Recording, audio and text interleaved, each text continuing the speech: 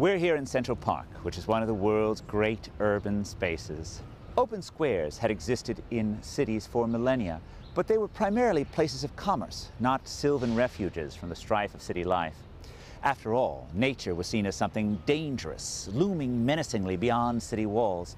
It was only in the 19th century when romantic poets like Keats and Wordsworth began to panegyrize nature. Cities filled up with migrants from farms who presumably missed a little bit of grass and a few flowers.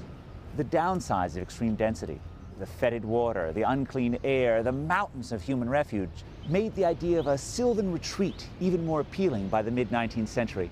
New York City's 1811 grid plan gave little space for open parks. Only the Parade, now Madison Square Park, was marked on the plan as being a clearly visible urban park.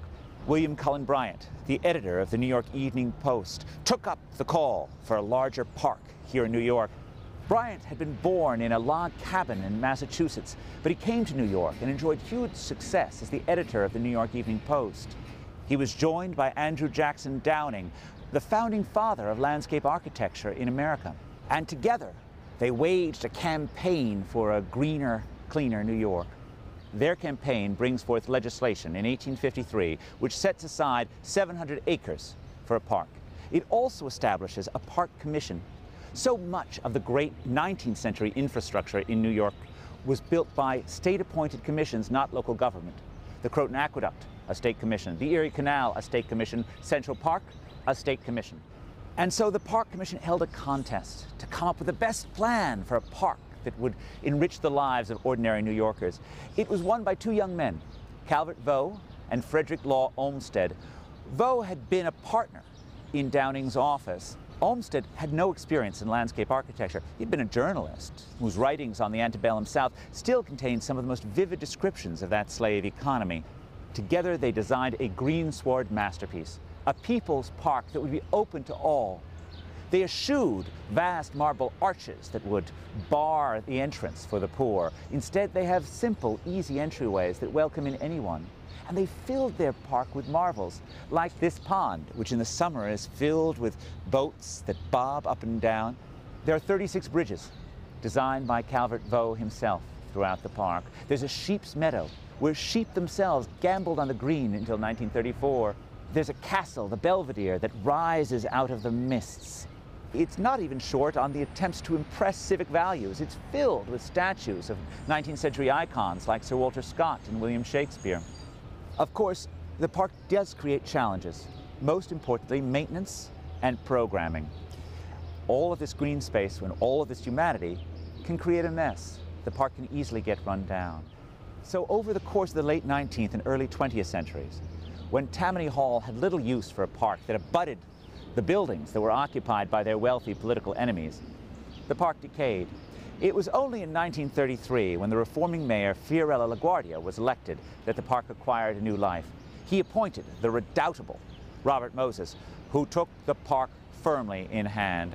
Moses is responsible for much of the park, as indeed he is responsible for much of New York City's infrastructure, but he's particularly associated with the zoo.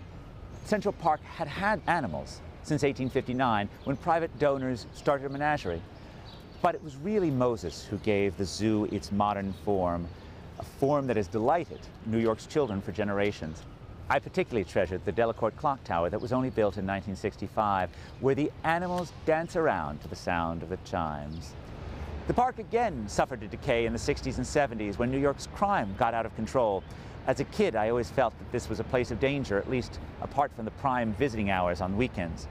When I had to commute through the park during a transit strike, I talked loudly to myself in the hopes that apparent insanity would deter would-be muggers. The famed jogger case is a particularly notorious example of crime in Central Park.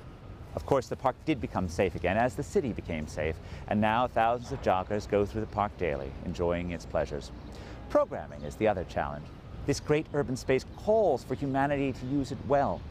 Perhaps the most important entrepreneur in that regard was Joseph Papp, who in the 1960s began his Shakespeare in the Park, which brought some of the world's greatest actors right here to the park to performances that were free. I have fond memories of watching Kevin Kline and Henry V there 40 years ago. This park is an urban marvel, and it is a tribute both to the vision of Vaux and Olmsted and to the value of having green space within the city. It is also a tribute to the generosity of New York's philanthropists who have helped to improve and maintain the park over the years. There are legitimate public policy questions about Central Park. Is it too large? Would it be better if it were carved into more smaller parks and spread more evenly throughout the city? But while you can ask those questions, there's no doubt that this park is an absolute treasure for New York and a model of what truly beautiful urban space can be.